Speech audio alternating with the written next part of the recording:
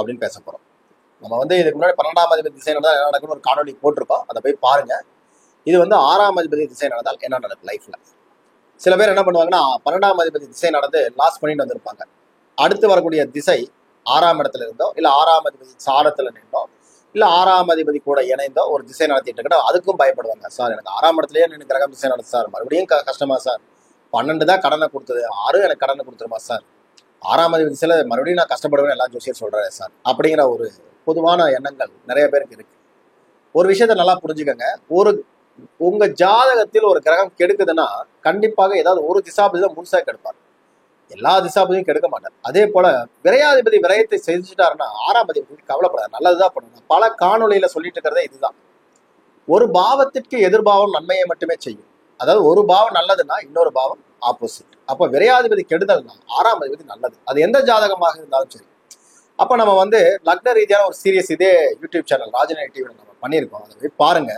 எந்தெந்த லக்னங்களுக்கு 6ஆம் அதிபதி நல்லவர், எந்தெந்த லக்னங்களுக்கு 6ஆம் அதிபதி கெட்டவர்னு போட்டிருக்கோம், அதை பாருங்க, பார்த்து முடிவு பண்ணிக்கங்க. பொதுவாக 6ஆம் அதிபதி திசை அப்படிங்கிறது வந்து பாத்தீங்கன்னா எல்லாரும் நோய், எதிரி, கடன், ருண ரோக சத்துருன்னு தான் சொல்லுவாங்க. பட் நம்ம அப்படி சொல்ல மாட்டோம். ருண ரோக சத்துருங்கிறது அதோடைய பாவங்கள், நம்ம இல்லைன்னு சொல்லல, அதோடைய தன்மைகள் அந்த இடத்துல இருக்கு, அது சார்ந்த பிரச்சனை நீங்க அனுபவிப்பீங்க. ஆனால் வாழ்க்கையில் பொருளாதார ரீதியாக ஒரு சக்சஸை கொடுக்கக்கூடிய இடமும் அதே இடம் தான். ஏன்னா 10ஆம் இடத்துக்கு பாகியஸ்தானம், 2ஆம் இடத்துக்கு பூர்வ புண்ணியம், ஓகேங்களா. அதே போல 6ஆம் இடத்துக்கு லக்னமாகவே வரும், அது 1, 5, 9 குறிக்கக்கூடிய பாவம். அப்போ நம்ம என்ன சொல்றோம்னா 1, 5, 9 லாஸ் அப்படின்னு ஒரு பாவத்தை எடுத்து அது லக்னத்துக்கு தான் மைனஸ். ஆனா 6ஆம் பாவத்துக்கு நன்மை செய்யக்கூடிய திரிகோண பாவங்கள் 2, 6, 10 தான் பொருளீட்டக்கூடிய பாவங்கள் நம்ம பொதுவா சொல்லுவோம். விரையாதிபதி கெடுத்துட்டா கண்டிப்பா 2, 6, 10 நின்று ஒரு கிரகம் திசை நடந்தாலும் 2, 6, 10 நின்று ஒரு கிரகம் சாரத்துல நின்று கிரகம் திசை லைஃப்ல மேல வந்துருவீங்க. பலமுறை நான் சொல்லியிருக்கேன். அப்பேற்பட்ட இடத்துல இந்த 6ஆம் அதிபதி திசை நடந்தாலும் 6ஆம் இடத்துல நின்று கிரகம் திசை நடந்தாலும் விரையாதிபதி கடந்துட்டீங்க சார், அடுத்த திசை 6ஆம் இடத்துல நடத்துதுன்னா கண்ணை மூடிட்டு நீங்களே எழுதிருங்க, சரிங்களா, கண்டிப்பா ஜெயிச்சிருவீங்க. இல்ல சார் அவர் பாதகாதிபதி, ஒரு மாரகாதிபதி, இல்ல வந்து ஒரு மறைவுஸ்தானாதிபதி, ஒரு பிரச்சனைக்குரிய அதிபதி, எதுவா வேணா இருக்கட்டும், உங்களை பொருளாதார ரீதியாக நல்லபடியா வச்சுக்குவார். ஃபர்ஸ்ட் அதுதான். நீங்க விரையாதிபதி திசையில் பொருளாதாரத்தை இழந்திருந்தால் 6ஆம் அதிபதியுடைய திசையோ 6ஆம் இடத்துல நின்று ஒரு கிரகம் திசை நடத்தினாலோ இல்ல 6ஆம் அதிபதி சாரத்துல நின்று கிரகம் திசை நடத்தினாலும் பொருளாதாரத்தில் அடுத்த கட்டத்தை நகர்ந்துருவீங்க. எப்படி சார் நகருவீங்க? எனக்கு கடன் நிறைய இருக்கு, எப்படி சார் நகருவீங்கன்னா கடனை கட்டி முடிச்சிருவீங்க.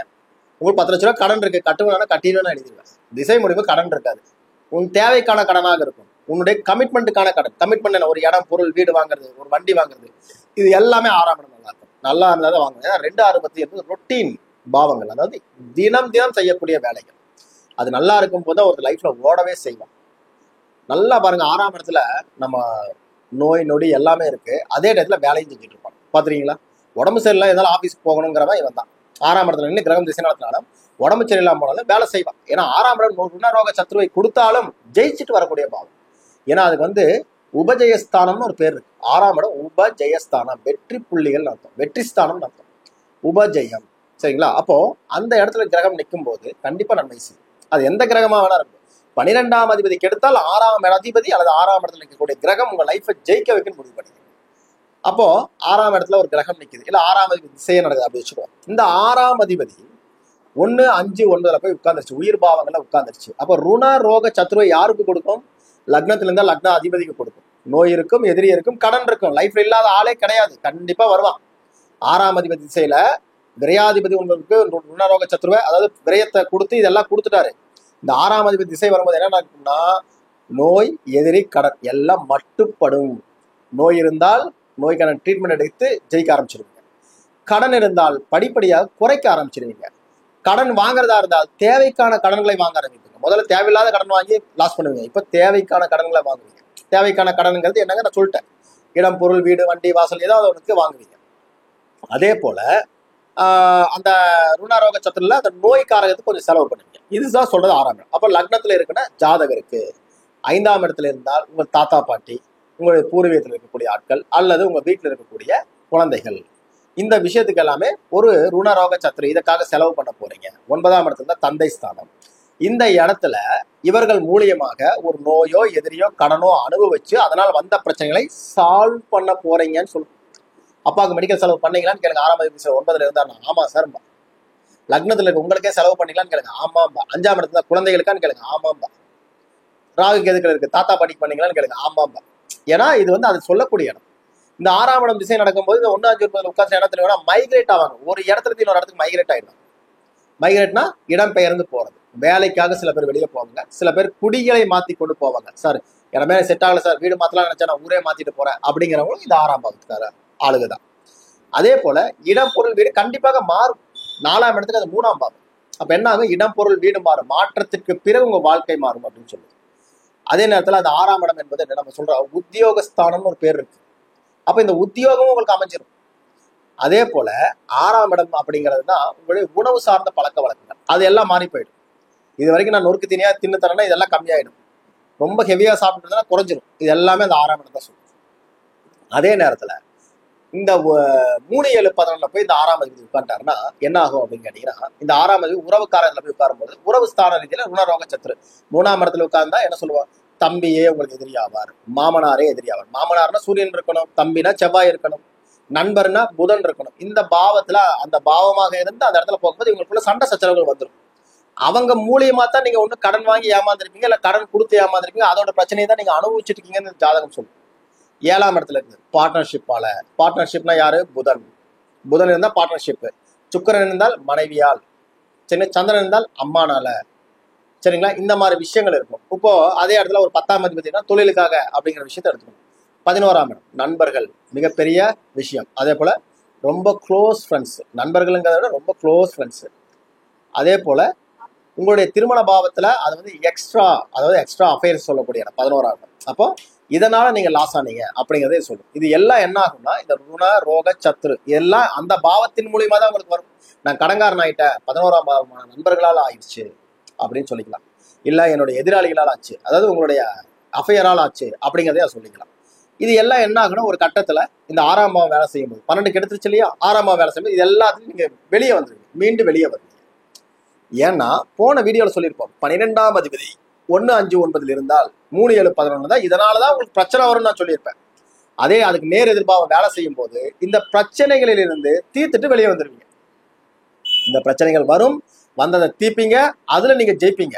12ஆம் அதிபதி திசை நடக்கும் போது அது பிரச்சனை வரும், வந்ததுனால தோத்துருப்பீங்க, நிறைய இழந்திருப்பீங்க. அது 12ஆம் அதிபதி. இதே 6ஆம் அதிபதி சேம், அந்த பிரச்சனை ரிப்பீட் ஆகும், ஆனா ஜெயிக்கிறது நீங்களா இருப்பீங்க. அதுதான் அதுல இருக்கக்கூடிய முக்கியமான விஷயம். ஏன்னா பிரச்சனை வராம யாருமே கிடையாது.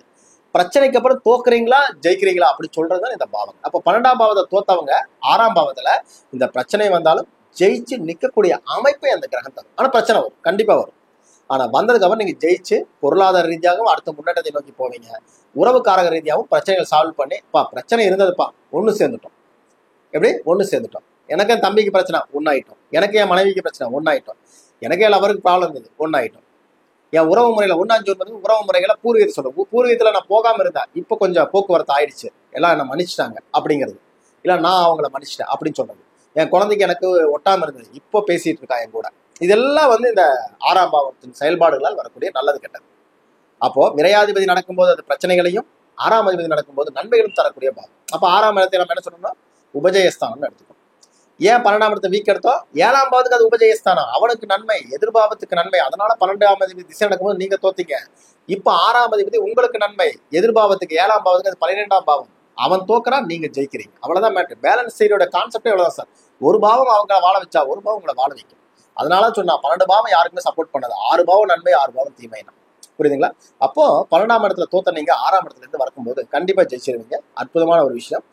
இதே வந்து 2, 6, 10 அதே கிரகம் உட்கார்ந்துருச்சு. நான் ஏற்கனவே சொல்லியிருப்பேன், தொழிலால் அங்க நஷ்டம் அடைஞ்சிருப்பீங்க. விரையாதிபதி திசை நடக்கும்போது இதே இடத்துல தொழிலால் கடன் வாங்கி தொழிலுக்காக செலவு பண்ணி தொழிலால் வெற்றியை அடையக்கூடிய அமைப்பை கொடுத்து 2, 6, 10 போய் உட்கார்ந்துருச்சு. தொழிலுக்காக கடன் வாங்கலாம், ஏற்கனவே வாங்கினேன், இப்ப வாங்கின கடனை கட்டிட்டேன்னு சொல்லிடுவீங்க.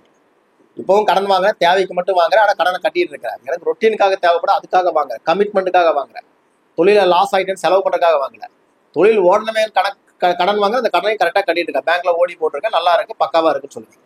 4, 8, 12 6ஆம் அதிபதி திசை நடத்தி 4, 8, 12 போய் அந்த கிரகம் உட்கார்ந்துருச்சுன்னா புதிய சாம்ராஜ்யங்கள் உருவாக்குது. ஏற்கனவே 12ஆம் அதிபதி திசை நடத்தும் போது பழைய என்னென்ன கோட்டை கட்டி வச்சுக்கோ அத்தனை தரமட்டமா இருக்கும். இங்க புதிய கோட்டையை உருவாக்குறதுன்னு அர்த்தம்.